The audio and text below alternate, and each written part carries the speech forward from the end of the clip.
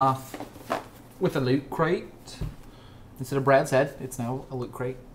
Oh, it's a nice look for it. And then we're going to kind of talk about a modern deck discussion. We were borrowing the Affinity deck, and we enjoyed playing that a lot. And we're going to kind of look at each of the decks and decide what we're going to be getting soon to play more matches with for you guys. I mean, we do enjoy doing the draft unlimited. The problem is time constraints. It's like I have something to do later, so we can't do a draft today. And then we got pre-releases tomorrow, which we're excited about. And then but they're in paper. They're in paper. And we're going to be trying to get more drafts in, trying to get more sealed in, and that kind of stuff, and more content in general. But having a modern deck lets us fill that time too. And we were going to put up one of the streams we had the other day.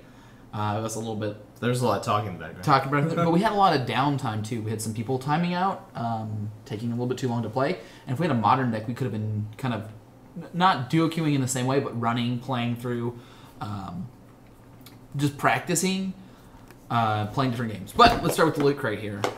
I don't know what the theme was this month.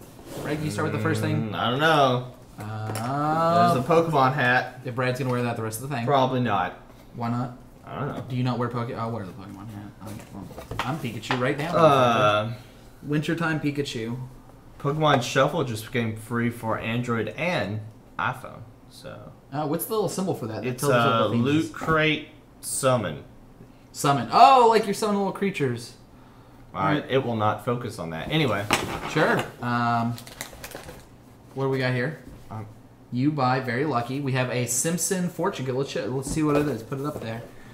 There's Homer looking happy. Bust it. I don't know how you open this thing.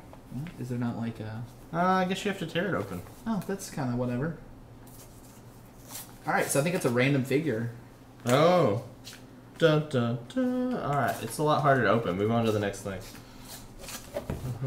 There's not really that much going on in this one. Oh, Brad, I finally have... Oh, here we go. Keep going, Daniel. I'm still unwrapping. Oh, he's bringing out the keys. All right, we have a Hearthstone. So I have our Hearthstone plush. No, nobody saw that coming. So here we go. The Hearthstone. For those who don't know, don't hold it too long. Yeah, you return to base with it. It's used in Heroes of the Storm, and it's used in Hearthstone itself. Not so really. If you squish it, you wish you. Oh, we got a fat gold Homer. How cute! He's on a little donut. Show him the donut. That's Show him his donut neat. hole. Yeah. Oh wow. All right, so we've got like little trinkets. I guess they're like mainstream trinkets this time. There's not as much stuff in here.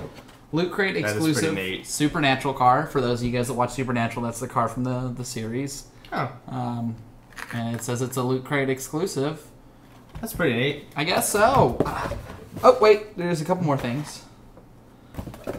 Developed right here at Loot Crate. There's some words. Wait, what's that? Oh, that's another Hearthstone thing. Developed here right at Loot Crate, this free mobile game has awesome augmented reality that you can only access with a fully constructed Loot Crate. So you can basically play a free mobile game by assembling the Loot Crate. I think it like unfolds, and then you kind of play a game going on with it, which is cool. We may or may not do the card. Look at that. A scratch-off card. What's it do? Free card pack. You get one pack. Cool. Well, we will scratch it off and put it into the thing later. Does it do anything next time? Yeah. Well, I don't know if it does anything else besides to be really heavy. Is it the coin? That's what I wanted to see. Like. Oh, I don't think it's an actual. I think it's just foil. I wouldn't mess with it too much. Oh yeah. Yeah. Okay. It's pretty neat though. You can see the stuff on it. That is cool. It's a cool way to get into Hearthstone. For the guys that haven't played Hearthstone before, it's a really good introductory card game. It plays online. They kind of play with that and use cool mechanics with that somewhat. But more importantly, I think that Hearthstone is the best entry-level card game to play. Like, I actually think it's the best card game. I don't. I think Magic's the best game. Besides poker or bridge or something. No. Like, would you rather play Paper Magic or Paper Hearthstone if they both existed? And there was the same issues with both. Well, you had to go to events, etc. Well, if there were the same issues, then we might as well play Magic because there's a huge card pool. But there's not the same issues. That's not what I meant. I meant like the card game itself. I don't mean the systems that support the card game. I just meant which game do you think is more enjoyable, not assuming all of the logistic issues. But the logistic issues are what make Magic not fun. Right, but Magic's a better card game. It's just a worse logistic game. What makes Magic not fun is this. I've been sorting Magic for the last week. It's terrible. Brad's salty about all of his wealth. Huh? It's not. It's not. Well, that was lands. That was a box of lands. Whatever. Brad has like 60 of those boxes, by the way. Anyway, Hearthstone is a great introductory card game if you are interested in getting into card games, or you know somebody, your significant other, a dad, a mom, family, cousins, people you know. Hearthstone is, I think, the best one to start with. Magic is one that you can go into a little bit later when you're a little bit more advanced. And there are more advanced card games too. Anyway, Blizzard's good about that, though. We talked about this last time, but like, I think Heroes of the Storm is the best entry-level MOBA. Actually, I think it's the most fun MOBA. So anyway, we also got some sort of magazine, as usual, and there's some sort of pop-out in this. Oh, okay. The Art of Conjuring Loot. You type your information into the loot crate, and then... Here's the other part to it. These are game pieces. You've got Death, the Devil, Judgment, the Fool, and Strength. So there's a whole game built into this. It's pretty amusing. I don't think this is going back together, Danny. Anyhow, we can reassemble things. I'm stealing this. Like I stole the hat. Brad is getting the Hearthstone. He's going home whenever he wants to go home. We'll put this in. I would just teleport right over there, I think. Okay, let's put all this over here, and we'll kind of go on to our main topic, and at some point I'll take off this hat because it's hot. It's nice, though. Like, this is a well-made hat. I mean, this hat's probably actually worth more than the loot crate. Pokemon stuff like that's expensive. Oh, right? yeah. I've actually seen pictures of that on Facebook. I guess a lot of people I know get loot crates. Yeah, and that goes back to, like, loot crates are great gifts. We had a friend, a mutual friend of ours, had a birthday recently, and I gave him a bunch of stuff that I didn't want. Alright, so we're going to talk about some modern decks. Let's probably start with Affinity, because we know that deck. Alright, so there's multiple things going into this. We want to look at the playability of the deck, so how good we think the deck is in the meta. The price point of the deck, because money does matter, and this will be our initial deck. We'll hopefully get more as we keep going along. And then also we want to look at how fun the deck is to watch. Now, I think that Affinity does well in a lot of these categories. It's a little pricey. It runs about $400 online. It actually says that right up there. If I could scroll up. There we go. Right. Which is not a terrible investment if we're going to play a lot. I mean, you can win your ticks back as we get better. But more importantly than that, like, you got to pay to play. Couldn't laugh. Was drinking. Yeah. Or win your play points back. You can play for free forever. Which is nice because we do limited, so it's not a bad deal. Yeah. But it's truly funny because every Affinity list is just slightly different. And I actually don't like their sideboard for this one. It would be a little bit different, but the advantages are, first of all, Brad plays this deck excellent. I think of all of the decks that I've seen Brad play, I've won Buddy playing this deck. He pilots it the best. It fits his play style, and he's put time into it. And Lots of time. And he understands the differences, the minute differences in what cards will hypothetically be good or not. I was reserved on Hanger Backwalker because it can be an expensive card. Like, if it couldn't grow, but the synergies all mixed together, and Brad understood that before. Yeah, I bought them when they were 75 cents. A lot of other people did. So. And he bought them, I mean, a lot of that going in on that was, like, I thought Hanger Backwalker would be a good card in Standard. I wasn't convinced, because it's a high bar to be a good card in Affinity, right? Like, we thought Days Undoing might have potential. Did not. It did. I did actually get two of those and try them, and they just... Most matches, you don't want them. Yeah, it's a failure rate, and the problem is, like, it's so hard to come back after that failure rate, even with more cards. Or you didn't want it in a lot of... You'd just rather have any other card, right? So it was kind of both, like, by the time my hand was empty and their hand was empty, refilling their hand means more to them than it does to me. So I'm paying 3 mana to refill their hand, which is bad for me. I did like one version. Karsten, Channel Flybar, had a list that used, what is it, Disciple of the Vault and more cheap creatures. Because more cheap cards makes the Days Undoing better. Mm-hmm. He basically said that even with a list built more around it, just didn't get there. But the other thing was, Affinity has a lot of play to it. Brad's not playing a simple deck here. It looks really simple on the surface. The 4 on the deck is pretty good. I mean, the deck is, if you're 80% of the way of playing with the deck, it is pretty good. You'll make people feel bad.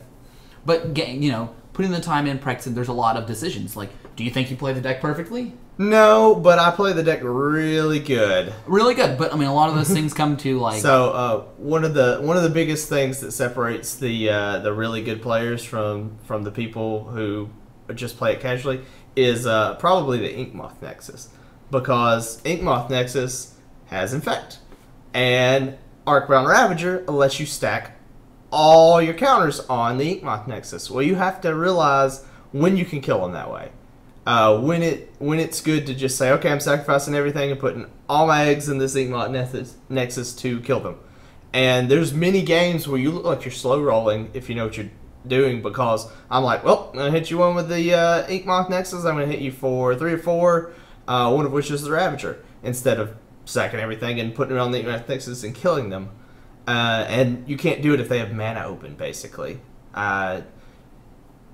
You can go at risk and try that, but unless you're going to die, you need to just stick with the plan of hitting them in both avenues. So, yep, and that's one of the things you learn from playing it a lot, is when to sack everything to the Ravager and put it all on Nexus. So. Yeah, and there's sequencing of spells. The sequence in which you play these spells matters quite a bit, past even basic sequencing. Yeah, and I mean, just basic sequencing. You'll get a hand and you'll be like, and you'll realize that you have to play X spell before Y spell, or you're not going to have the mana for it, whereas you get the mana for free if you play it the other way. Simple things like that are hard to pick up on initially, but you'll get there after 5 or 6 matches. And then the crazy stuff with the Inkmoth Nexus, you'll get after 20-plus matches. There's risk-reward errors, too. Remember, cards like Glimmer Void exist, and it's a great play, but when you have a Glimmer Void, you have a situation where your hand might have a Glimmer Void as your main land and all creatures, and it might look like a good hand, but you realize if they play a removal spell, you're going to be down a creature and a land, and a hand that otherwise looks very good. Mm-hmm. Sometimes you'll skip your first creature and miss out a point or 2 of damage to get a Springleaf Drum out with your Glimmer Void for that kind of safety net.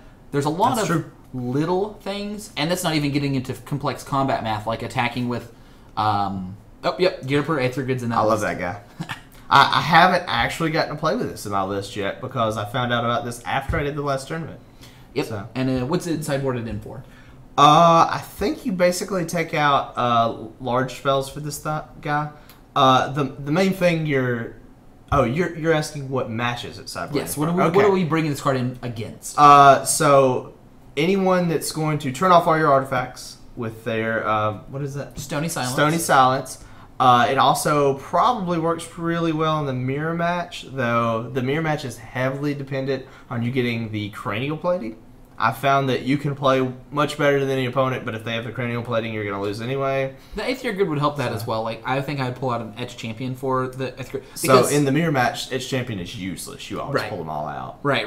But one of the things I like about the gear is a lot of the creatures are 1 toughness, and if you can get your creatures out, if they try to equip the cranial plating, you can kill in response or kill afterwards as well. Yeah, and I mean, it works for lands too. So most of your lands and other mana producers, you could tap to do damage, which is pretty impressive. Yeah.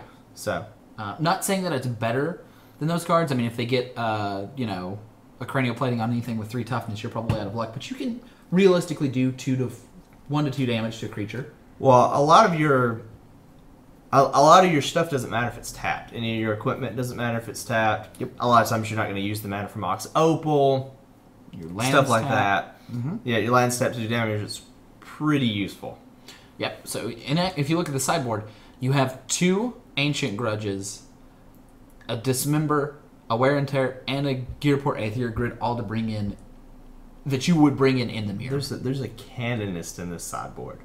That is funny, but it's been a while since I played that one in the sideboard. I don't think it's initially bad. If they thought they were going to see Storm, it's the right thing to pull in. Yeah, I'm not sure how often people see Storm. So there's no Storm in our metagame, so I don't have to play that one. But if you're going to a bigger tournament, you might want to play. It's also good against Living End. None of that in our metagame either, so... Right, his local metagame, but if you're playing at a big tournament, that's why. Yeah, there's a lot of other good cards for Living End and Storm. Yeah, that's true. I'm just saying this covers that aspect. It covers Storm cards and Cascade cards. But let's go to the next deck. There's a lot of play. The price point's a little high, but not excessively high. And I think watching it is good. You guys can pick up a lot kind of from Brad and us from this. There's a lot of decisions. It's not you necessarily just win. The mulligan decisions are important and costly. Oh, man. The mulligans suck for Affinity. But you have to take them. All right, and you have to take them aggressively. Let's go over to Jund. We'll actually pull up Jund and Abzan together because they are actually relatively the same deck. And the price point is relatively the same as well. Brad has Abzan in paper. It's actually one of the decks that I slung together for the Modern that we play out here. Brad usually takes Affinity out there. And I think I might have most of Jun, too. Yeah, and they're similar decks. The real difference is, what does Red bring you? Red brings you Lightning Bolt, Red brings you Huntmaster, Red brings you Abbot. And if you want, you can get things like Anger of the Gods, Fulminator Mage, Kolagun's Command, and they don't have it in this list, but you could have Blood Moon, depending on how your mana base looks. Probably it'll hurt you more than it will them. The Abbot is a pretty cool addition. That's obviously very recent. Right. Let's see. I love that they get the Maelstrom Pulse in this list. I think every Jun deck should play at least one. I'm not sure if Abzan decks usually play one. They do. They come in and out of the board. Oh, okay. This deck. So let's look at the white one. Let's look at what white brings. All right. So white. I guess the key thing you're gonna want white is the Siege Rhino. You get Siege Rhino. You get Noble Hierarch, which is a better mana producer than Birds. You get Path to Exile, which is both better and worse than Bolt. You get better sideboard options: Hollowed Moonlight, Stony Silence, Zealous Persecution, Leyline. Leyline is turns off burn decks. White is a better card than that, but I think that's cool. They're playing the Chalice in this wheel. I think the Jun deck is a little leaner. I think that you run a little lower of a cost, so you can run that Dark Confidant a little less risk. Oh yeah, so this one uses the Taskers and the Siege Rhino, whereas the Jun list has one Tasker, which is risky, and then 4 Dark Confidants. You get a lot more card draw with the Dark Confidant than basically anything those else. are mostly changeable. Like, you could change a lot of the green and black cards on these lists, and it wouldn't change that much. Maelstrom Pulse can run in either. They're doing Ghost Quarter now. Is Abzan doing Ghost Quarter? I think it's just that specific list. That's really cool. The big things you're getting is Siege Rhino versus Huntmaster, Bolt versus Path. Mm-hmm. They both Anger. use Terminate.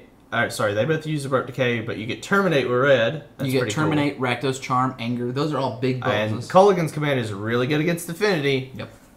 Lily All the Veils, not great against Affinity, but a really good card against Abzan. So Boggles. And Abzan gets Lingering Soul, so it's a hard choice to make, I would say.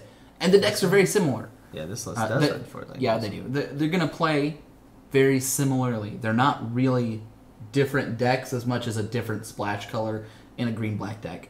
I do think that it's an interesting deck. I do think it's a viable deck in the meta field. I think the really thing keeping us away from these is the price point. The deck is basically twice as expensive. Oh, yeah, and it's annoying because I own it in paper. Yes, he does. And I own all but 4 or 5 cards with this one in paper. Yep. So I think we're going to stay off of Jun and Abzan for those reasons. They are interesting decks. They do have a lot of play. One thing I like about the decks particularly is they don't have any awful matches, but they also don't have any great matches, right? Not particularly. This website, MTG Goldfish, actually did a breakdown of the modern metagame and had win and loss percentages for every deck against every deck. That was pretty cool. I bet this is like down the road, 48 to 52. Oh yeah, it was. I mean, it was both the Jun and Abzan were like completely middle of the road almost every matchup. Yeah. And you notice that they both have very variable sideboards. You can change out a lot of these cards for other stuff depending on your metagame, which, it's useful in a smaller metagame. In larger metagames, you could basically decide you don't want something, but you're probably always going to see it. So, all right, let's look at the next one. All right. Amulet Bloom. Amulet Bloom. I really like this deck. So before we get started on Amulet Bloom, there is one concern with it, and Brad's bringing this up. It's a little clunkier in Magic Online because there's a lot of clicking. We would have to practice it a lot before Brad. Yeah, it's a cheaper deck. Not by much. Not by much. It is. It's an interesting deck. It's a tier 1 deck. It's a little fragile. We'd have to learn how to play it. We'd have to learn the hands. I mean, we understand the basic theme of using the combination of the amulet, the blooms, we put in multiple bounce lands on it, but there's a lot more to this deck. I think it would take us a little bit to really get proficient. It would, and you have to respond to your own triggers a lot, which is actually a little bit easier on Magic Online. Because it presents them. It might be okay to play in Magic Online. There's another deck they may not have on here, where you control the top of their library. What do they call on that one? Oh, they're talking about the. Oh my gosh, I just forgot it. They have it everywhere. It's not on here. That deck is fun to play. The new control deck. Let me see this real quick. Let me look for They it. not have it on here? No, I'm gonna pull it up over here. I know exactly where it's at. It's evading my memory right now, but I know where we can see. I have a friend that plays it. What is it called? Something lantern deck. Lantern control. So we've played it on stream here, and that deck wrecks Affinity. Modern lantern control does. That's it.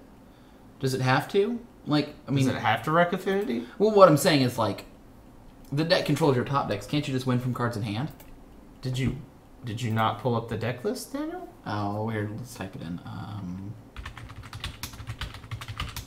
I know that they have bridge, but you have 0 power creatures you can attack.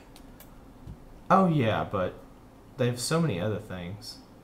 What are you finding particularly rough, other than if you don't kill them really soon, you're just not killing them. Yeah. You got to kill them early. You don't have reach, but sure. What else though?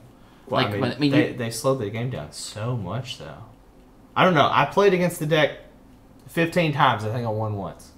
I think part of that is just getting used to how to play against it too. It's a little odd. I don't think so. I think it's just an amazingly hard deck to beat. They have a good sideboard against you. Their sideboard is almost half Affinity hate. Yep, Pyroclasm, which also works on mono red and any sort of burn deck, which is important because they cannot be burned whatsoever. Welcome Jar, which probably also is good against burn, but great against me. They bring in Ancient Grudge. They bring in Nature's Claim. Yeah. Say they probably bring in Bow, but it's not super effective.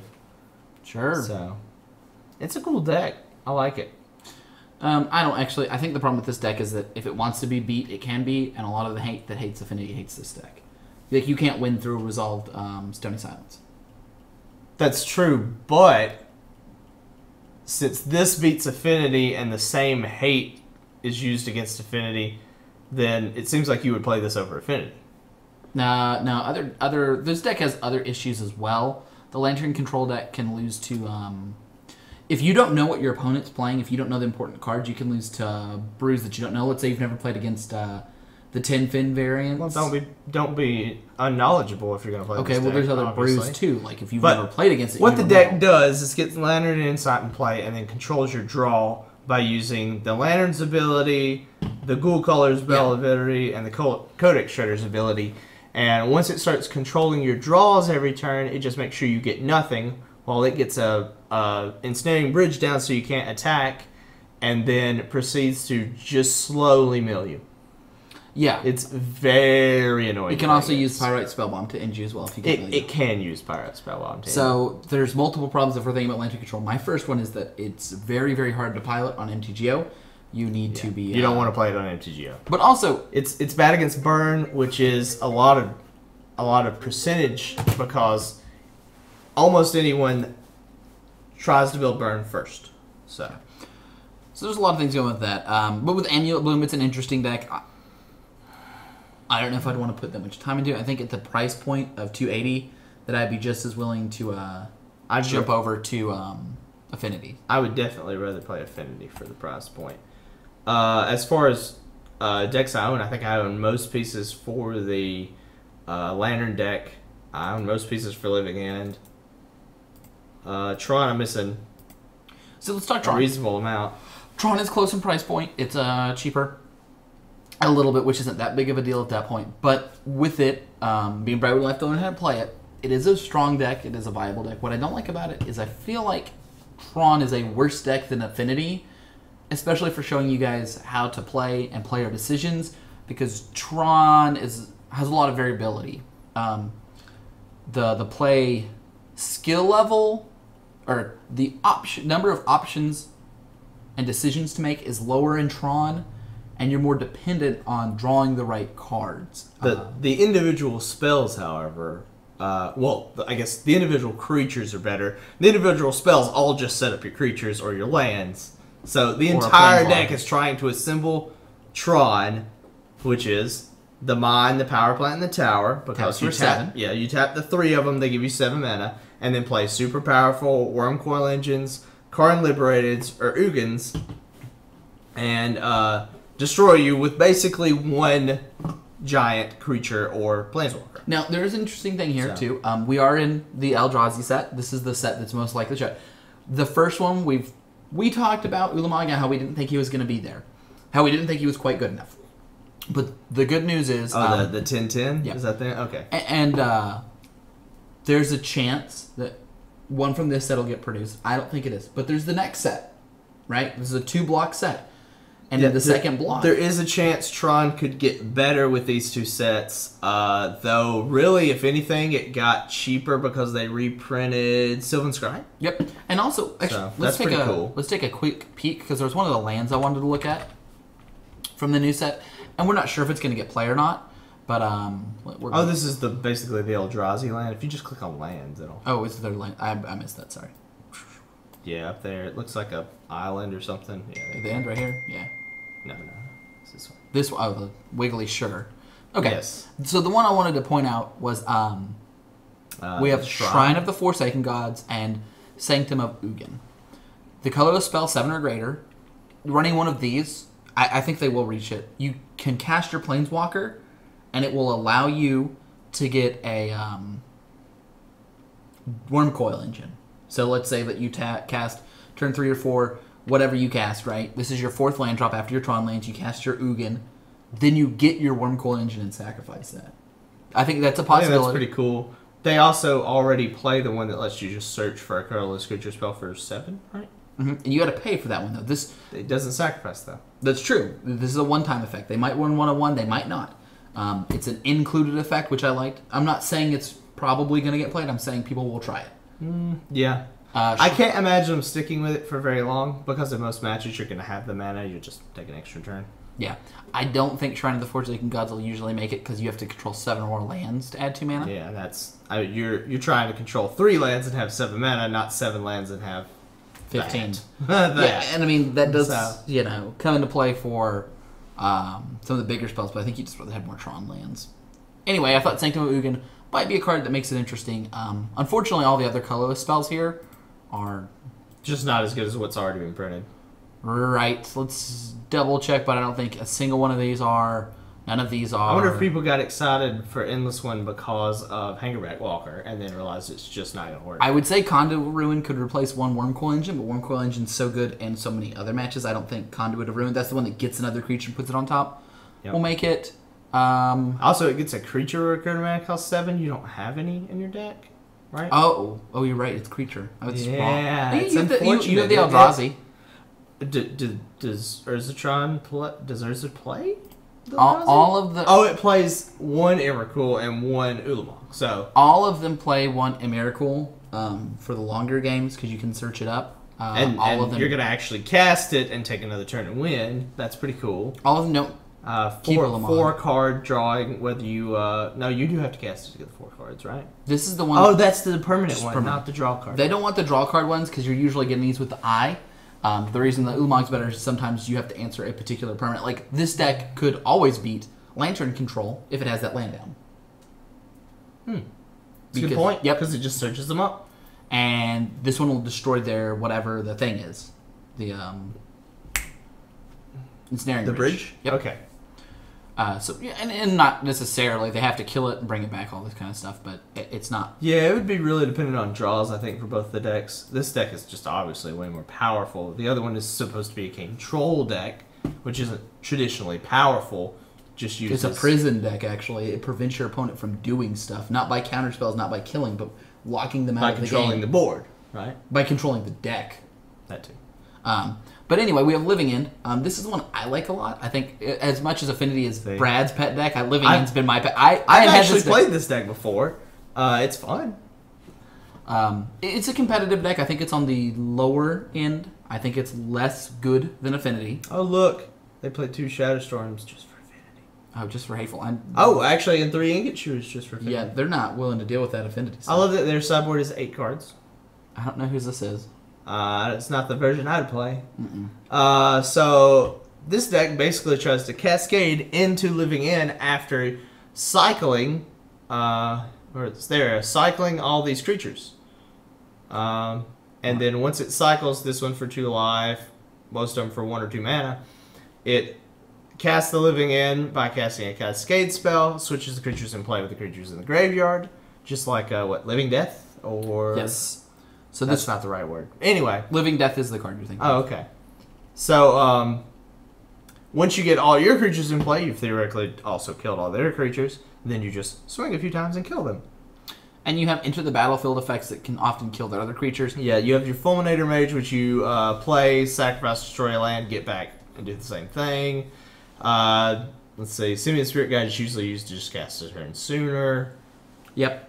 And some of yours can cast as instant. Pretty much all the tricks, except that you can evoke Shriek Maw, it'll be in your graveyard, and then you can reanimate it. And your opponent has a lot of pressure on, because some of these are instants. Like, in theory, one of them's instant, yeah.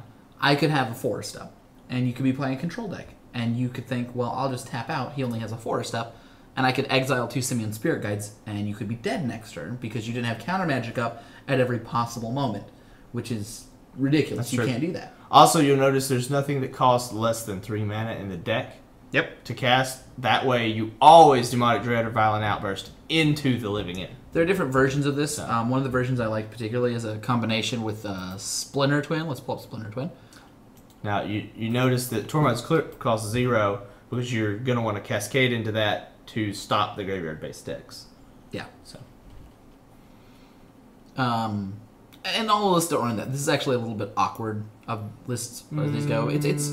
I don't like they only have 8 sideboard cards. There's usually they have more. There's that one that like you gain 2 life for every card in your graveyard, every creature card in your graveyard. Not to the bone. Yeah, that one's really good. And there's other things. Some of them run different utility cards here as well. Different cycling suites. Some of them are cheaper.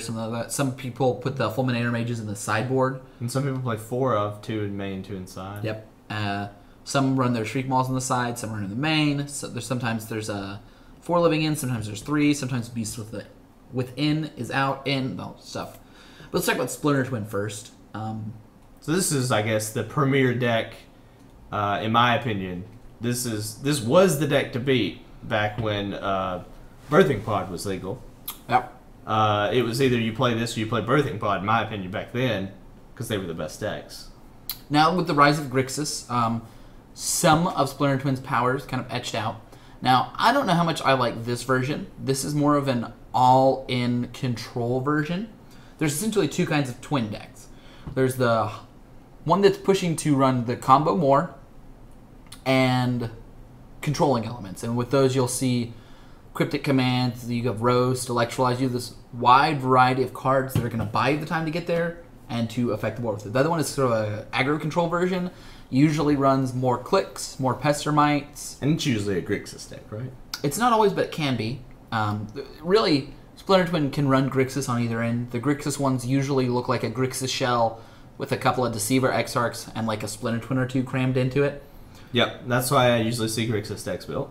Yeah, but there's a version of just blue-red where it's a blue-red kind of tempo control deck with bolts and stuff where, me and Brad are playing and I'm worried about Brad going off. So I keep this removal spell open and he hits me for 2 with the Pester Mite, 2 with the Pester Mite, and bolts me a couple times. And then all of a sudden, there's the flurry. He's got the man open. He goes Snapcaster Bolt. Or he goes Bolt, Snapcaster Bolt. And then I've just lost 6 life. He has a flash guy on the board, and I've kept this removal spell in hand. And I might have had to need it the whole time. He might have had Splinter Twin. It can be a very annoying deck to play for. Or it can play this version, which is controlling. You're dispelling. This is what I see most people playing when they're playing Splinter Twin. Yeah. They're basically just trying to get the combo, but they're trying to live long enough to get the combo. Whereas Grixis, I find that they're just incidentally, they might stumble backwards into the combo. So let's go ahead and pull up Grixis Twin. Yeah, right here. That's the one. All right, and this is more of a synergistic base deck. It's running Jace and Tassiger. Yeah.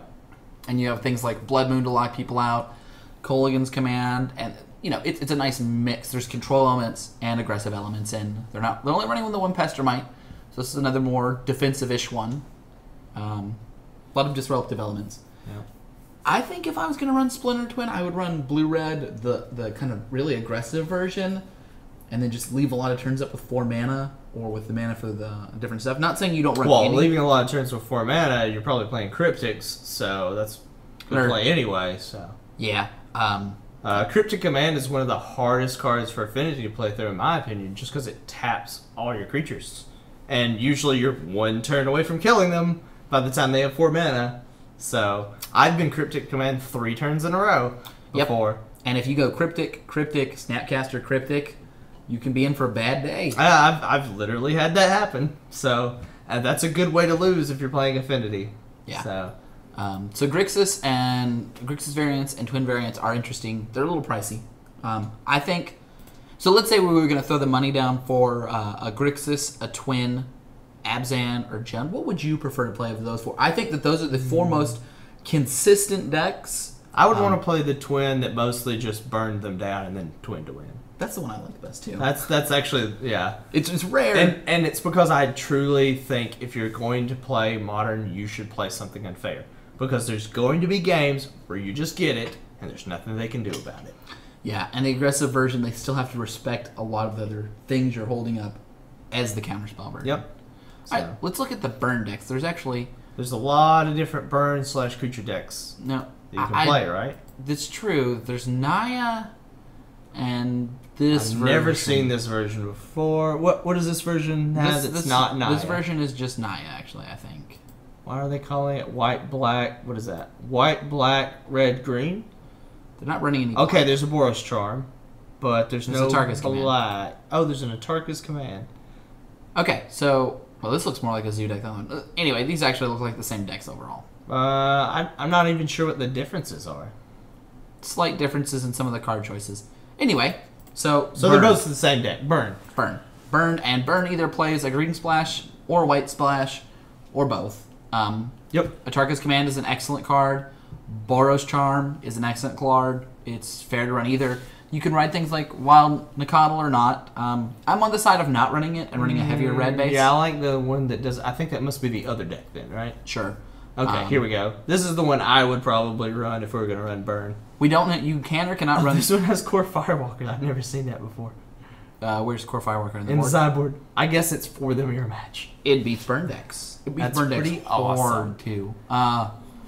But I actually like this suite a lot. I like that they have the 4s here. Whether or not you're on Grim Lavamancers, more of an optional thing. There are other good burn cards to run if you don't want something that's slow, but it's effective against creatures. Well, so it gives you a little more reach than normal, too. That's why I like running it. Yep. I think I have most of this deck. We should just throw this one together. I'm sure I have the parts you don't. I have all of this deck except for the Eidolons, I think. I think I have everything except Goblin God. Yeah. I have the paper version of Legacy Burn and Modern Burn until they printed Eidolons. I just have Swiss Spears incidentally. I find this really annoying. If you go to paper, roof bolts are freaking like, what, $2 a piece or something? That's, yeah. It's because they've been reprinted. You can't reprint the card just because it's keywords on it. Alright, that's it. I don't want to run Burn for a couple of reasons. If you're going to run Burn or Affinity, the actual win rate of the decks is relatively similar. Affinity is more explosive. Burn has more reach. That's really the difference in the decks. But the play skill and play choices, the decision trees that branch from Affinity are more. You have a taller tree with Burn. You can burn more things, and that does mean certain matchups are going to be better, where you can reach out and kill things. You can't really do that in Affinity. Huh, that's wrong. Isn't it? What? Oh, I thought these were way more. Probably not. Huh. I think they're just playing this one deck. But I probably have some laying around. I think that Affinity shows you more in that the mulligan decisions mean more. In Burn, you're actually only going to really mulligan depending on your lands. You have so many 1-drops that deck is very similar. It's like a combo deck where all the pieces do the same thing. Yep. As opposed to Affinity where you're making a lot more important decisions. And I think as far as watching the decks, Affinity is a better deck to watch and a better deck for talking about why we make decisions. Burn. I turn them sideways. I cast spells. There's a little bit more to that. Knowing when to burn your opponent's creatures, knowing when to start with a Swiss Spear versus a Goblin Guide. In mirror matches, knowing when to cast your Eidolon versus casting spells and then Eidolon. Knowing when to Atarka's Command when your opponent has mana up versus Boros Charm. There's all these little things. Yeah, I mean, I'm sure mulligan decisions would be pretty interesting for this deck, but I like Affinity overall. I like Affinity more as well, but so. I think mulliganing is actually less interesting because the deck is so similar. Like, if you have a Goblin Guide or a Monastery Swiss Spear, it doesn't change your hand that much. there's not many cards in an Affinity that have that kind of similarness. And then all of these burn cards, half of them are the same card almost. Some of them are a better version of it, but you know. Now sideboarding decisions would be interesting. They're all right. I don't like because I know against Affinity you take out the Eidolon on the draw because you're never going to be able to cast it before I get my entire hand on the field.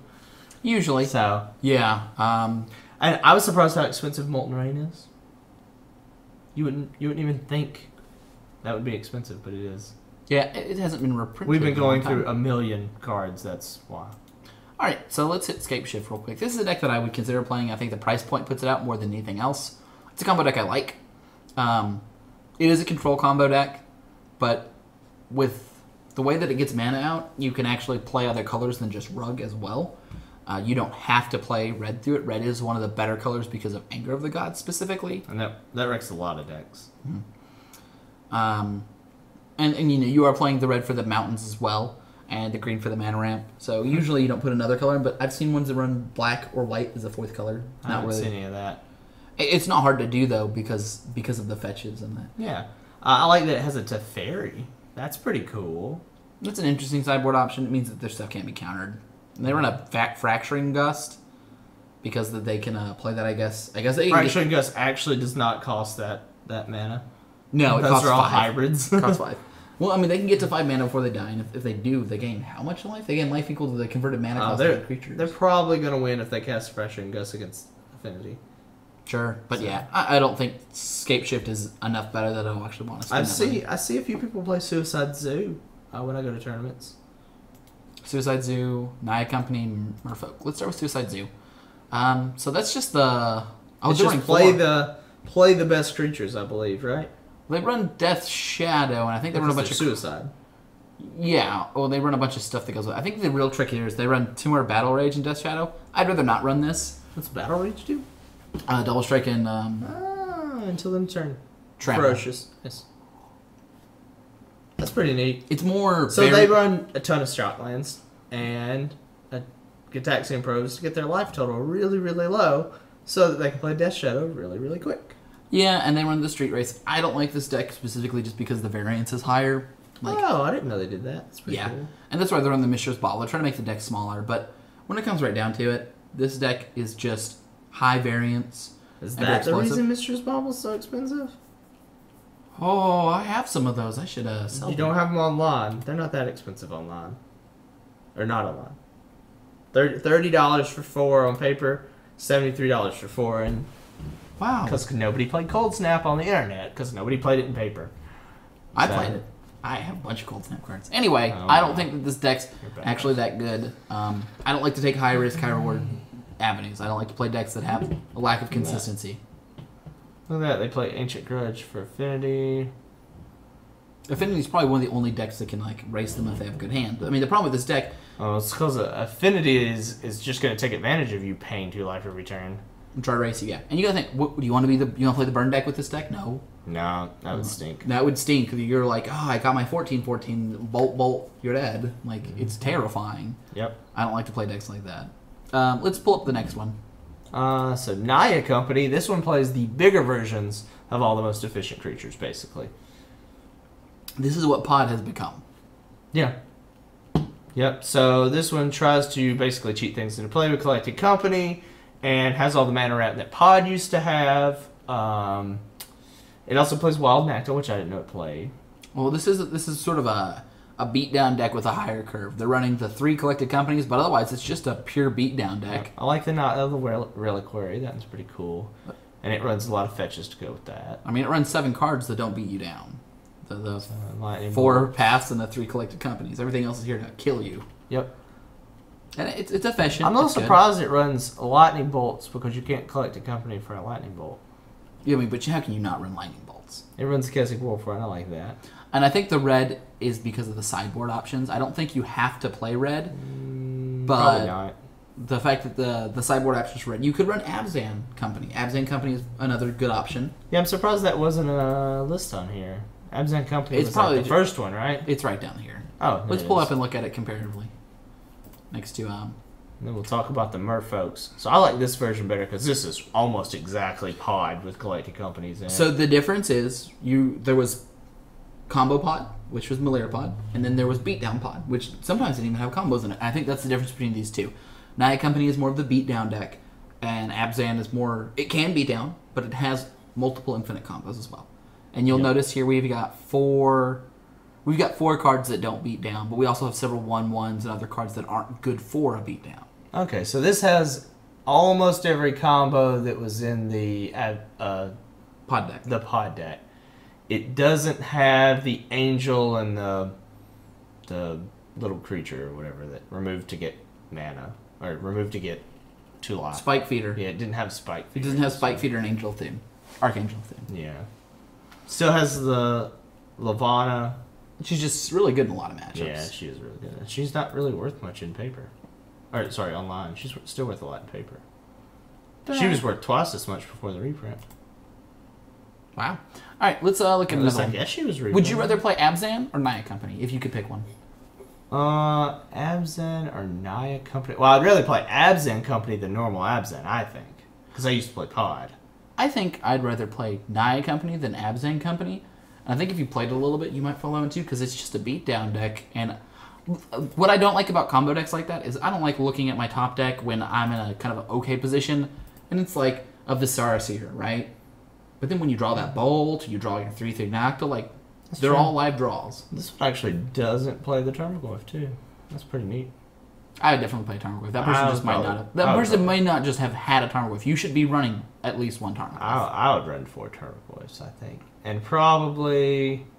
Well, there's not that many other spell types in this deck. You'll have a land and I don't know. Spell? You're basically either playing the combo version or just the efficient collected company version.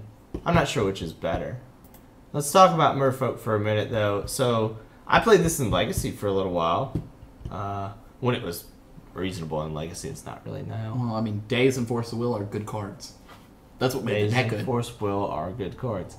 So this is pretty standard list. I like that Harbinger of Tides got into the deck. Yep. Yep. I will say, surprises so far. We don't have any Merfolk from this set that came out.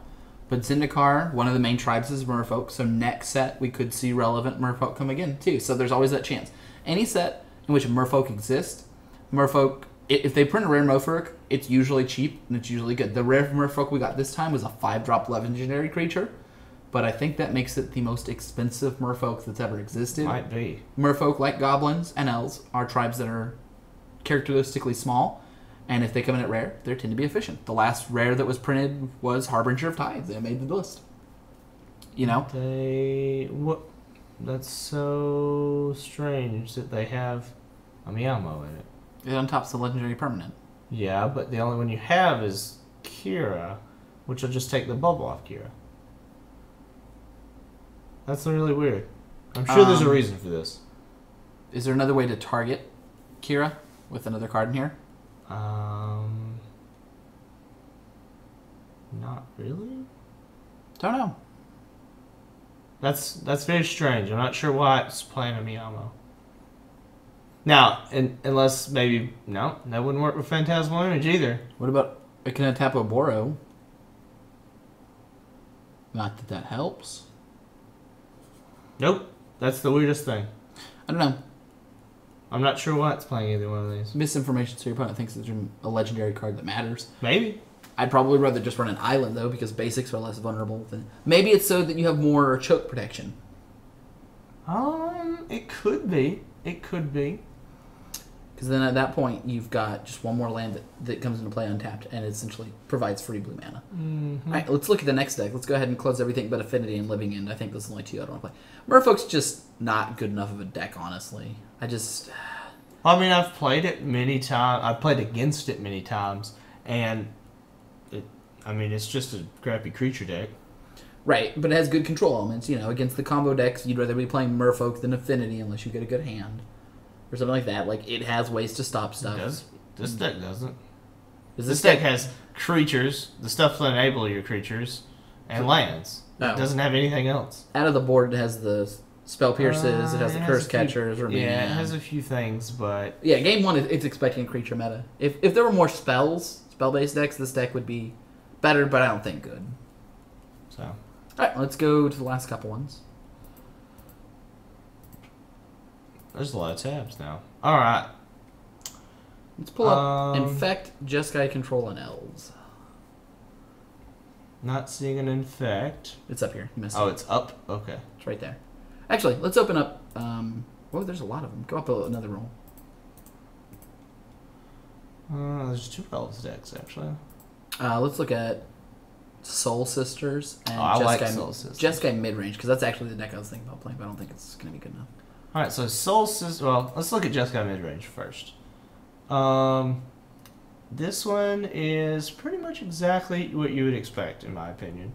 It's trying to get an early Gods to Satan draft, and it's trying to finish you off with some burn, right? Yeah, and the surprising part about this deck is that the creature efficiency is so high, they're not running a 3-drop that I think is good. I think that, what is it, Mantis Rider? I think it's a good creature, and I think the fact that those 12 creatures are all better than that, and that's not all the slots. That's a good point. Now, it has the Young Pyromancer, so it can go wide, and it has the Gods, you know what I'm so surprised it can they're go not running? tall. Monastery Mentor. That's true. That's true. I could see a deck that's red, white, and another color, whether it's black or blue, that runs 4 Young Pyromancer, 4 Monastery Mentors. And I've seen decks like that. There's legacy versions of those decks. This deck seems fun to play. Yeah, the problem I don't think with I have the lands to play it, though, on paper. Well, I think the other problem with this deck is if you get one half and not the other half, if you get the counter spells when you need the removal, or the removal when you need the counter spells, the deck just kind of falls apart. Yep. That's always the problem with these decks. I mean, it's probably kind of pricey, too. Yep. Yeah. All right, let's go into I think Soul Sisters and Contender. First of all, the price point's right. And I've played Soul Sisters before. It's a fun beatdown deck. Sequencing matters. There are certain matchups where you're a lot weaker. Like it's definitely some matchups with it. But nobody usually runs anti-life gain cards because they're bad. So, and there's not one that's efficient enough for Burn to want to run it. So really, your worst matches are against combo decks. Yep. Like, you've played against Soul Sisters with Affinity, right? A lot of people don't seem to know how to play it, and I think it's because it's cheap. So they miss a lot of their triggers. You can't miss them online, obviously, but... If you played against a good Soul Sisters deck, how do you think that would go for Affinity? Assuming you had an average draw. Your best draw. So they really need their Ascendant to win. The Primate can win if you get a couple of the Soul Wardens and Soul's Attendants. Because it'll just get so big, it won't matter that it can't fly. Can you beat a card like Worship out of the board? Worship. I've never seen anyone play it. You can't without sideboarding. So. No, you can still kill them with Infect through that, though. Oh, well, as long as you can kill them with Infect, you're probably going to win. The only problem with Worship is that their Ascendant's probably going to get you. Because your, whatchamacallit doesn't fly. The thing that blocks all the damage. So. What blocks all the Metalcraft guy that can't take damage. Oh, yeah. Yeah, I can't. I don't know the names of the cards, and I play them all the time. So. Yep. Moving on to Elves. The champion. Yep. Etched champion. Etched champion. Alright, Elves is a combo deck with beatdown elements. It runs Collected Company. This one's running Lead the Stampede. I think as far as combos decks go, I'd probably just rather play Affinity than this deck. It has... I don't think it's as explosive. I don't think it's as resilient. The one thing going for this is that Ezri is a one-man army, and that you can get in a situation where, like, let's say that the board stalls out, you can go Sylvan Messenger, next turn, Ezri, win the game. And you can't do that in the Affinity deck. Like, they can collect a company and restart. They've got a restart button as opposed to, Affinity, where if you don't make it, you didn't make it. But I think overall, other than that, it's just worse than Affinity. Wow, that Messenger really helped this deck out. Yep, just got reprinted and thrown in there. Reprinted? Oh. It's originally from Apocalypse. Oh, so it got put into Modern. It got thrown into Modern. Collected Company, Cavern, Forest, Horizon Canopy, Nick those. I have most of the stuff in this deck. Yeah, I think they have better sideboard options than, Choke's pretty good. Kitchen Finks is a great card. Chameleon Colossus is pretty good. Rest in Peace. They're running a little bit of white, so they have good options there. But I don't think Elves is where it's at. So what's different about this one? They're running Chords. They're running Chords and deck. More Fraction Gust. Yeah, they're running Heavy White Splash. Jeskai Control. I'm not interested in playing that. They actually played the Shadow of Now, Doubt. this used to be a tier 1 deck. There was a time when Jeskai Control was considered one of the best decks because of the way the metagame shook out. I don't think that's the case now. I will say, as we get more man lands, this deck will get better. We didn't get the man lands for these colors next time, but I think it's getting 2. Next time it's getting the blue-red one. And that's just it, because it has the blue-white one. Mm-hmm. The blue-white one's probably the best. And it's getting the red-white, and a blue-red one. So, this deck will double, or it'll have 3 times the amount of man lands next block. And I think, if anything could revitalize this deck... Yeah, next set, sorry. That would be it, right? If you could run multiple... None of them are likely to be as good as Celestial Colonnade, but... That'd have to be pretty good. Imagine if the 2/3 lifelink one was blue and red. Or something. That'd be pretty good. That might be good enough to put that deck back on the map. So let's see. The Infect deck, which I actually played Infect in Legacy, is... And our friend Zach plays it even better. He's he's won a lot of money at Star City, that's for sure. He's top-aided Star City twice with Infect. That's no, fluke right there. Guy is great at playing Legacy Infect. Mm-hmm. So the modern one is not as much fun to play. You don't get to play near the coolest spells. You don't have the counter magic to back it up. That said, this is one of the few decks that can race Affinity with the best hands. Yeah, this one actually does play the Wild Defiance. Right, so and that's more of a combo element, but it gives you a little more game. It also plays the Ink Moths. So if your opponent plays turn 1 Glistener Elf, are you likely to tap, and you had a creature that could attack, would you attack, or would you keep it back to block? So I always attack as long as it will kill the Glistener Elf. No. I mean, if they have a crackback, let's say you didn't have a blocker if you attacked. Would you assume that letting them attack you with the Glistener Elf would be a good play, or do you keep someone back to stop the Glistener Elf? If they have it, they have it. I attack anyway. Okay. Is that because Rancor is just usually going to come out with that? So they do play the Rancor, but pretty much if they're not killing you in one turn, you should be attacking. So, actually, no matter what, you should be attacking, because if they, on their next turn, pump their thing and kill you, but you could have blocked, then that's probably pretty rare. So usually, holding things back and not attacking will cause you to lose, because they'll draw the cards they needed to kill you. Whereas, just going ahead and attacking, assuming they have it, I lose, means you won't lose. Now, a lot of times with Affinity, you'll play most of your hand, and then on your next turn you'll attack, but you'll still play a creature that can't attack, so you'll still have a blocker. So a lot of the time you actually get to do both. So if you had an Ornithopter and they attacked with the 1/1 Infect, do you just always block? Yeah, you might as well. So okay. I mean, because you're not really winning with your Ornithopter with Affinity anyway. Perfect. You're usually going to have to... What if it's Perennial Plating and win? If they have a Mimnite and a Pendlehaven out, if they have, So if they have the stuff to kill your Ornithopter on the field, don't bother blocking. If they happen to have the 10, you just lose. Okay. I've found that you have to say they either have it and are going to win, or they don't have it and they're just trying to get an Infect on you. Because if you block as if they always have it, you're going to give away a lot of free cards that you can use with your Cranium Plating later to kill them. So Grixis Delver's here. This is just the aggro version of it. It's not running Twin, and I think the real reason for that is there's just not enough slots. It would be nice to have Pestermite and Twin in, but the efficiency of this list is so high, and with Snapcaster Mage and Young Pyromancer, you just don't have the extra slots in it. Yeah, and this deck is just trying to burn you out. Yep, I like this deck a lot. It can go wide with Young Pyromancer, it can go tall with Tassiger, but mostly it's probably going to just burn you out. Oh yeah, it's terrifying looking down to snap some Delvers, Snapcasters, Young Pyromancers. I like the deck a lot. I think this is one of the... It's not quite a burn variant, but it's, a really aggressive deck, and it has strong controlling elements. That's part I like too. It's not as fast as your burn deck or your Naya deck or your Affinity deck, but it has a much better game through things like Spell, Snare, Mana Leak, and Serum Visions to fix your draws. It's pretty neat. What tokens? White-black tokens. I really don't like this deck. So, there are things that are nice about it. It has good aggressive draws. It can play slow, and it has a lot of removal and discard, so it can play a wide field. Would you just usually rather play Abzan than this? Well, it's really neat, but it dies to the same cards that a lot of the small creature decks die to, yet it doesn't have the power that all the other decks have. Yeah, Intangible Virtue and Zealous Persecution are really the only Shining Stars. Yeah.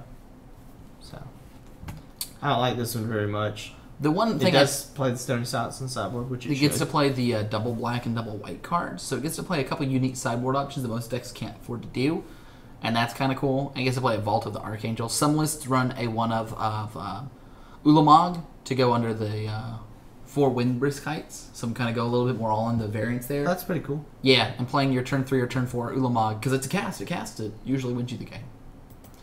So what do you think about Storm? I think this one's just way too complicated for me. Like, it doesn't seem powerful enough for me to want to play it. Well, me and Brad both made the Eggs deck, the Second Sunrise deck. That one was fun to play. Second Sunrise is literally one of the hardest decks to possibly eke out every percentage point out of, because every single decision you make is important. But usually it didn't matter with that deck. That's why it's banned. It was a little bit too strong. But yeah, you could play it poorly and still win. You might just win a turn later. That was a big difference, because you could win on turn 2 with that deck if you were really good with it. You could win on turn 3 if you're pretty good. I think I won on turn 1 once. Yeah, this is just strong. I don't think the Storm deck's bad. I don't think I'd like to play it, though, because it is a little bit variable. Yeah. And it loses to hate. And with Black being such a strong presence and Thoughtseize being everywhere, not interested. Well, also, Pyromancer's Ascension costs less than 3, so it can be Abrupt Decay, and a lot of people are playing that card. And Pyromancer's Ascension is how you win with Storm. So Cruel Control is actually Grixis Control. The reason it's called Cruel Control is you get to play Cruel Ultimatum. This deck it just gets that much mana slowly over time. It doesn't cheat that somehow. Nope. Wow. It's running all control running the elements. Relic. That's basically, you have 2 win conditions. Really, you have a Grave Titan and 3 Cruel Ultimatums, and you're just going to play Grave Titan over and over until you win. Now, if they exile your Grave Titan, it's going to be a lot harder. They did play the Lightning Bolt Snapcaster, so you could burn them. You can also get in situations where you have enough control where you can Snapcaster a Cruel Ultimatum. That sounds ridiculous, but it's really just 3 or 4 more turns, and when you have this level of control, it's fine. The reason I don't like decks like this is sometimes you get the counter spells when you need the removal spells, etc. Right? You have a grip full of counter spells, or you have 2 removal spells, 2 counter spells, and you play against Brad's Affinity deck, and you needed 4 removal spells. I mean, sure, if you have 2 bolts into, do they have main deck? 2 Kolagon's commands, you might be doing great against Brad, but then you might be playing the Storm deck. Inquisitions and Lightning Bolts, you might be on top. But it depends. Getting the wrong mix is the real problem. What else we got going down here? Allies? They've already got an Allies deck out? I'm not thinking that Allies is doable. We can look have we talked about the Naya Zoo deck or the 8-rack? Yeah, 8-rack is good. Yeah, Sly and Zoo are going to... We'll look at Zoo. Sly is just going to be the... what is it? Sly is just going to be a burn deck with slightly different creatures. We do need to look at Goryo's Reanimator, because that is a main deck. I like that someone posted a random Battle of Woods deck. I'm not going to look at that. No, we're not. Martyr Proc, not going to look at that. We'll look at Ad Nauseam, that's a main deck. Slivers, I think we should probably look at. Oh, we can. I don't think I want to. Collected Company Slivers seems fun. Alright, so let's look at the main one of all these, which is Goyer's Reanimator deck. Alright, so this is the altered version that's running the all-in combo using Anyway, Borgamos. You pitch your lands with it. It's fine. You use Grizzle Brand to get all. This is a non-attacking win, as opposed to the version that runs Immiracle. Oh yeah, in which is not an attacking win. That one's an attacking win. And sometimes you don't win on the first turn, but usually when your opponent sacrifices all the permanents, you still win. I like this version. It seems really fun. It's cool that Nourishing Shoal's in here. They have Nourishing Shoal World Spineworm. So let's say you're playing Brad, and Brad's going to win the game. Brad, how much harder is it to win the game when they gain another 15 life? 11 life. It's 15, isn't it? Nah, it's just 11. Okay. It's only 11, Brad. Oh, well, I think I could still do it. But it's definitely another turn. It's at least 1 turn and possibly 2 turns. So, not to mention that powers up their Gristle Brand, so they might just draw into another Nourishing Shoal and World Spineworm. And there are times where they just repeatedly do that. There could be, in theory, your opponent could gain 44 life and then drop down to 38 and have seen all the cards through their deck and have a perfect hand. And Brad has 1 turn to do 38 damage before dying. Yeah. That's not where you want to be. That one's pretty cool. I've never seen someone actually put this in paper. So. Yeah, they're calling it Goryo's Reanimator. I know it is Tin Fins from Legacy. I'm not exactly sure why they call it that. It's a little more powerful in Legacy. I think overall it's actually a better deck in Modern because there are less answers to it, and the deck's fundamental turn is only a turn slower. Yep. You can play Tron. There's Blue Tron and there's Gifts Tron, which... So I don't like either of the blue variants of Tron. I don't either. And I just think they're less powerful. They're less explosive and they're less consistent. They are more controlling and you do draw cards, but it turns out killing stuff is just better. Well, also having all the green things that go get you lands seems better. So, ad nauseum, I've seen people play this one. This one is pretty complicated. It's not too terribly bad. So you have a couple win conditions. It's running a Laboratory Maniac as an alternate win condition in case your opponent prevents you taking damage. Essentially what you're doing is you're getting down either an Angel's Grace or Phyrexian Life, so you can go below 0 life, or 1 is your minimum. Yeah, Angel's Grace only works for the 1 turn, though. That's right. And Phyrexian Life, you lose the game if it gets removed. And then you play an Ad Nauseum. You draw your whole deck. And where's Ad Nauseum? Yep. So, They that's weird. don't have it highlighted. Whatever. Well, anyway, Ad Nauseum I think costs, what, 5? Costs 3 black. You pay life equal to the top card. You put it in your hand. You can do that as many times as you want. It has a little funny zombie guy with stubs and a paper pushing office. You know. I did not know that. Yeah, he's signing papers with his own blood and stuff. So if you ever feel like at work that you're going to just die under paperwork, there's a card for you. Yep. It's ad nauseum. Anyway, you play Lightning Storm. It costs 1 red. You can play that with 3 Simian Spirit Guides. So this deck can go off before turn 5. You have Phyrexian Life in play, and you either go off with Lotus Blooms and or Pentad Prisms. So you can go off on turn 3 pretty moderately easily. The problem is if they have any disruption, you're not going to make it. But So anyway, more like turn 4 or 5, probably. 4 or 5 with maybe some sort of backup, although this deck doesn't really run anything like that. Anyway, so Lightning Storm, you can remove a land or discard a land and put 2 charge counters, which actually is 2 more damage. It does 3 damage to target player. And your opponent can do the same, but you're going to have more lands, so you just kill them that way. You kill them on the turn you cast everything. 1 counter spell makes you lose, though. That's why I don't like the deck. They run Beseiju to help with that, but not impressed.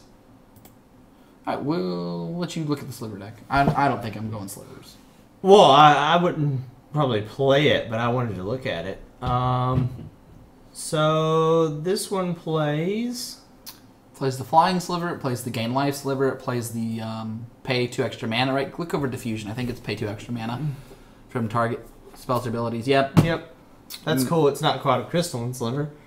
It plays the Predatory, it plays the Sentinel, the Sinew, Blur, Sentinel, Necrotic, Sedge. So it's a beatdown deck. I mean, the problem I have with this deck Aether Dismember, Collecting Company. Is that the mana has to line up, and the other part is you don't have disruptive elements. Like, it doesn't matter how many 3/3s you have. You're only playing 1 or 2 a turn, so it's worse than the Affinity deck. There's no opportunity to sideboard in cards that matter, so you'd rather really just play the Merfolk deck. And while this deck might beat the Merfolk deck, you know, and you have options like Harmonic Sliver out the board, if in theory you could somehow stabilize against Affinity, but you just can't. Was there a sliver in Time Spiral they should be playing that taps for mana? Or does Mana Whip just do the same thing? Mana Whip does the same thing only for your creatures. They probably don't need more than 1. So I'm out on slivers. Nyazu. This is a weird one. They're running Experiment 1. Okay, this is an all-in creature version. Looks okay. So Brad, look over this all-in creature version. Tell me if you like it. I don't think it's... So this is the Zoo deck, Experiment 1, which was played in Standard for the same reason, because it keeps getting bigger. Yeah, it can easily get... Turn 8 because it gets bigger. Wild Natural. It's a free spell. Yeah. Right there, Burning Imp. Oh, so that was a fun thing to play in Standard. And they're running the cards to make it free.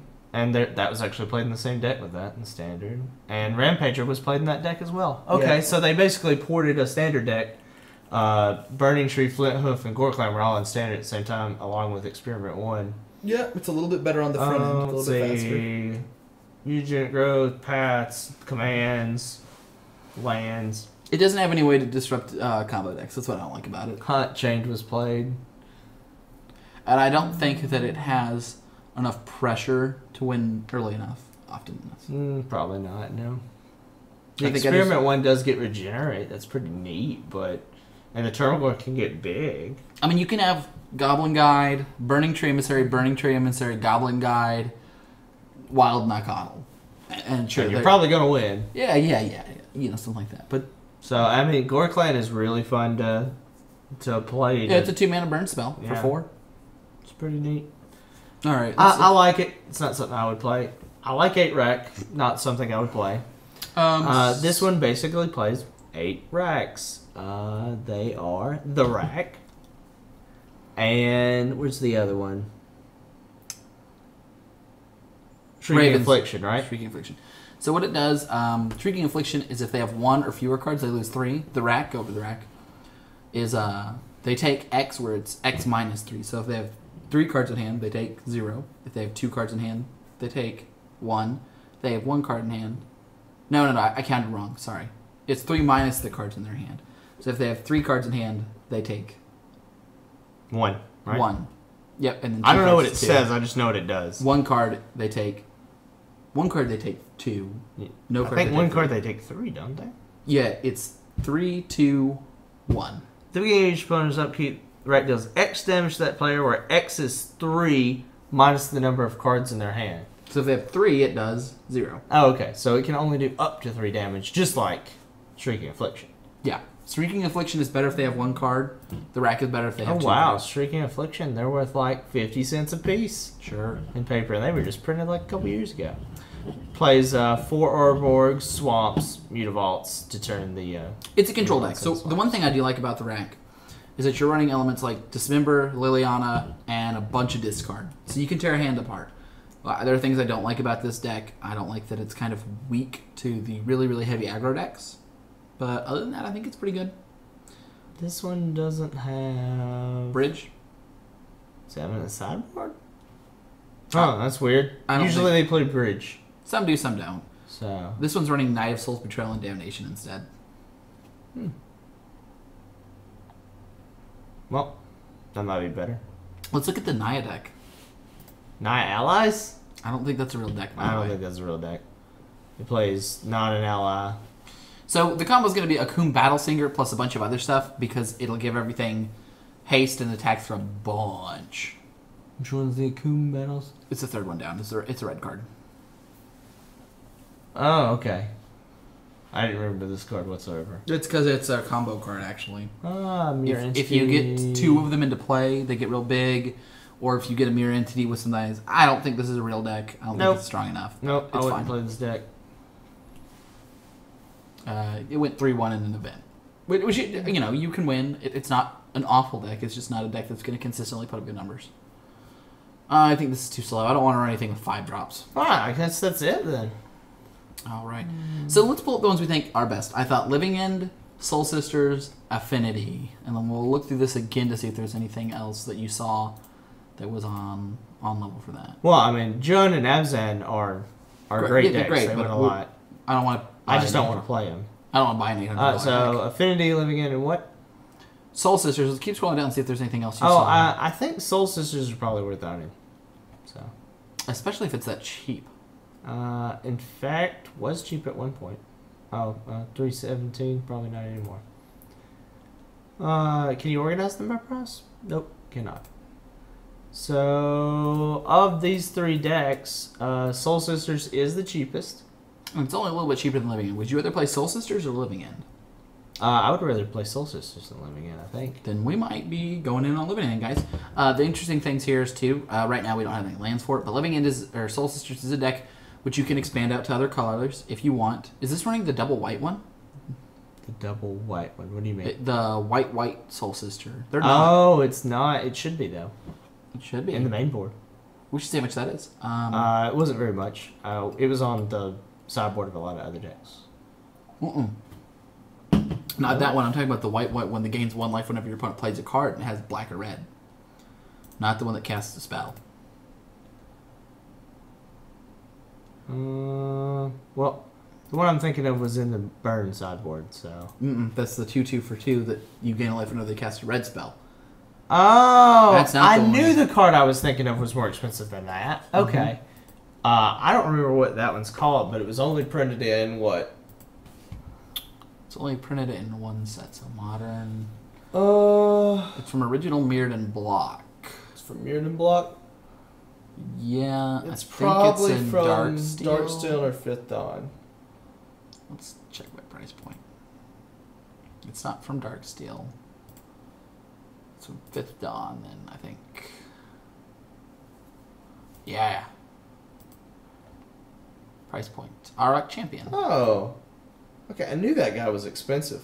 Yeah, she is. She's $31. Still, it's a card you can work towards on that. You don't have to buy that necessarily outright. It's only super important specifically against the red match.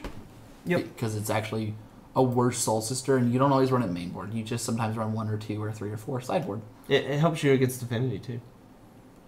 Why? Because if you look at the Affinity sideboard, it should be playing the one that does 2 damage to everything that's not an artifact. So, if it's not, it should. Yeah, but you're probably still losing if you lose your other creatures.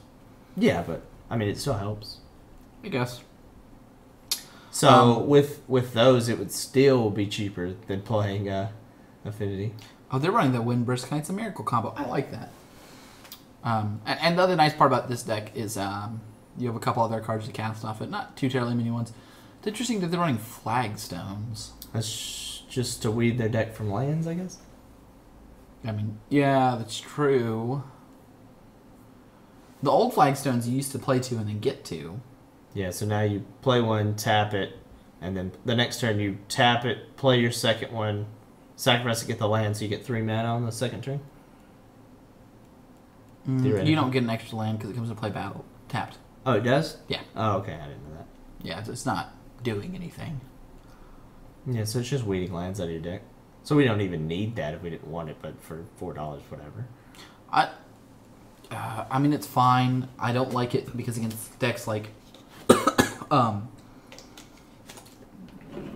Blood Moon, it's an extra liability. There's not really a reason. I mean, but against the decks that destroy lands, I know what you can do. You can also go score. You can go score it, which is nice. But yeah, you'll probably end up go scoring them way more though. Oh yeah. And the thing is too, you can run different white stuff. You can run some cards that are like Hate Bear's S cards. What's the guy that makes you Leonard Arbiter? They got to pay 2 to search the library. You can run the card that's the 2/1 flying for 3 that lets them look top 4. So you can start with this base, and a couple of these cards are slightly flexible. You don't want to mess too much up with the main base of it. I would run more Affinity Hate. Yeah, you can run things like Mark of Asylum that stops Pyroclasms. I'd run 4 of the ones that makes their artifacts cost 1 every upkeep. You can run Katakis. If you wanted to, you could run more Warships. They have Stony Silent or Sundering Growth in theirs. I love how you placed it like Warship instead of Worship. Yep, Warship. They have the 3 Stony Silences in the board already. It's good. They should have those. And I think the reason they're running Stony Silence over Kataki is that we're seeing other artifact decks. Stony Silence is better than Kataki against Tron, and Stony Silence is better than Kataki against Lantern. Which is good for that makes Gearport Gearcraft or Gearport Aether Grid a much better sideboard card. If the meta is shifting to Stony Silence because it's only slightly worse, and it is only slightly worse, you can kill a Kataki much easier than a Stony Silence, but you can win through a Stony Silence much easier than a Kataki. Yeah, because it doesn't make your artifact equipment fall off, so you've already got them equipped. Yeah, I would say in any game that someone plays a Stony Silence, you're probably no longer favored. Usually, if they play it, it seems like they always play it on the second turn. Right, if they play a turn 2 Stony Silence. Now with Gear per Aether Grid, you can still win if you had some damage in. Probably would still win if you got it on the turn after, right? But I mean, there's plenty of turns where. How many artifacts do you normally have at a time? Like enough to do ping for 3, right? You get a lightning. Probably 3 is pretty easy. So they've got like and basically everything you draw you can play. You just won't be able to use it when you play it with the Stony Silence out. Yep. So with the Aether Grid, you would probably win pretty quickly. You probably do 3, 3, 4, 4. So and with the Aether Grid out, they couldn't. Soul Sisters couldn't play a Pride Mate and expect it to live because they would say, "Okay, put my triggers for gaining life on it," and you would say, "Well, in response, kill it." Yeah. So, All right, so I think that covers it for that. I think we're gonna look to Soul Sisters, setting that in the future so we can start streaming some Modern from my end. And Brad, we'll probably stream us learning how to play it. Expect us to be a little bit worse at it. This is the kind of deck that Brad lets to play. It's some nice, sweet beatdown. It's explosive. It's fairly resilient. It's not as fun as Infinity, but it's way cheaper. It is way cheaper, and it has different good matchups. I think that it has less. I think it's less good overall. I'll take the time to build it in paper too, so I can play it. Yeah. Testing it around the house. I don't know what that card does. Proclamation of Rebirth. Okay? So 3 target creature cards with confirmed has one left from your graveyard to play. Oh, or you can forecast it for some number that you're never gonna have. Okay. No, that's what you do have. This is the long game version. There's a point in this deck in which, let's say you're playing against a grindy deck or something. Let's say you're playing against a slower deck, and they're gonna eventually. Let's say against playing red, white, blue control. They're gonna kill Celestial Colonnades. Well, you can't cancel, or you can't counter forecast, and they don't have discard. So you're going to forecast every turn, and you're going to gain life equal to the number of white cards 3 times every turn. And it's just one time, right? No. If you forecast it, doesn't leave your hand. You just reveal it at your... just one time a turn, though. Yeah. Okay. But they can't outrace they can't be damage. And they're going to draw. As long as you have, 6, 7, 8 mana, you'll be doing it every turn. Yeah, if you have 7 mana, no problem. And there's lots of little things like that. Like, is Proclamation great? Not always. But sometimes Proclamation's just fine to cast. Is it a rare? I may not actually have one of those.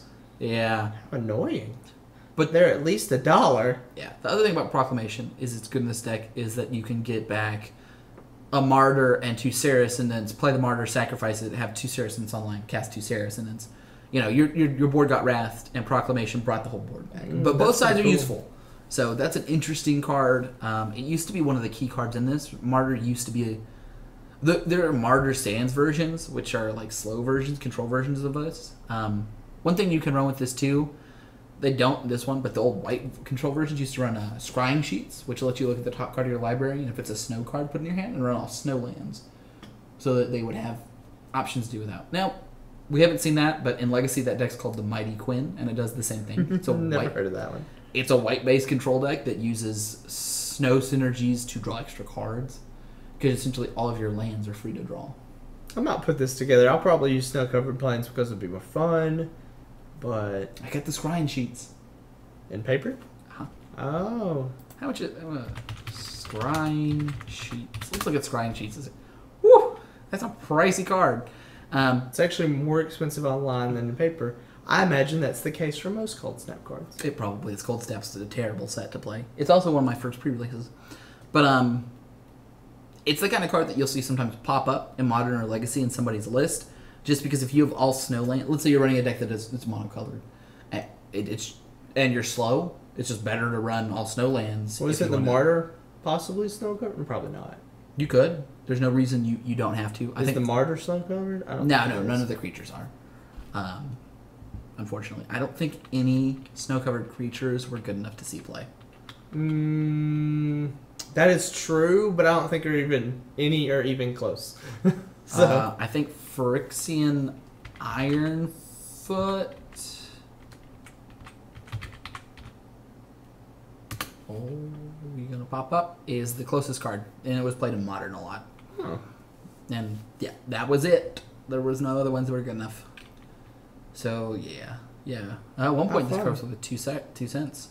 Nice. Wow. All right, I think we're gonna close it out for today, guys. Thanks for hanging out with us on Mobius Pick. Remember, if you want to talk to us, send us an email, mobiuspick@gmail.com. We have our YouTube. Thank you guys. We have over 900 views for our review set. Woo! Still relevant. You should go look at it right now. It's true. The pre-release is coming up, but it'll still be pretty good all the way into a little bit after that. We'll do a follow-up episode later about how we feel the format is, and we'll also do a follow-up after our pre-release. Me and Brad and a couple friends are going to the pre-release tomorrow. Yep. We're going to try to get some pictures, and we don't know when to put them up because we don't have anything after that. But we'll talk about it. Well, we can keep our pools together and talk about them on the stream. Yeah, we'll probably keep our pools together, talk about them on the stream, tell them how it went. We'll be running sealed events. I think we'll be running... I'm just running one. Are you doing the midnight release? No, I think I'll just do one. We have to sleep. We're old. No, I don't have to sleep. I'm not going to sleep.